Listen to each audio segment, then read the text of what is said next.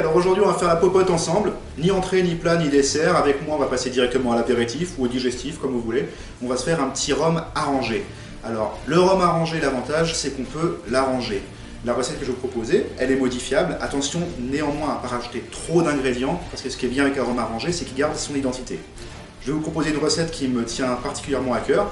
Un rhum vanille, banane, chocolat, et les bananes on les fera flamber. Pour cette recette et pour 1 litre de rhum arrangé, il vous faudra donc 2 bananes, une gousse de vanille, 2 bâtons de cannelle, 60 g de chocolat noir, un verre de sucre de canne ou 80 g de sucre poudre roux ou 10 pierres de sucre roux, une bouteille de rhum blanc antillais et le disque de la compagnie créole. Vous pouvez aussi remplacer par un disque de Francky Vincent, mais attention, le rhum risque d'avoir un petit goût bizarre.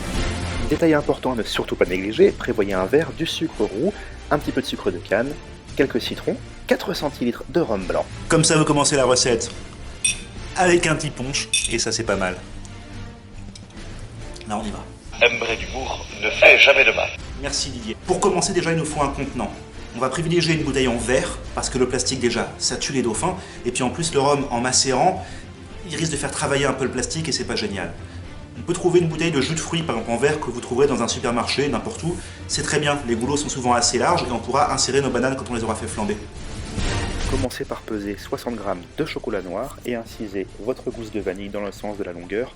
Attention, ne la tranchez surtout pas en deux. On prend son bocal, on y met le chocolat, la vanille, la cannelle, on y ajoute le sucre de canne et on met surtout pas les bananes dedans maintenant parce qu'il va falloir qu'on les flambe.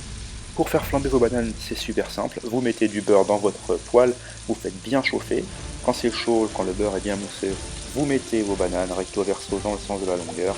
Vous saupoudrez le sucre au bout d'un moment. Quand vous avez une belle couleur, vous ajoutez un demi-verre de rhum blanc.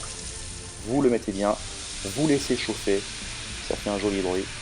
Quand c'est bien chaud, vous approchez la flamme. Waouh! Effets spéciaux américains.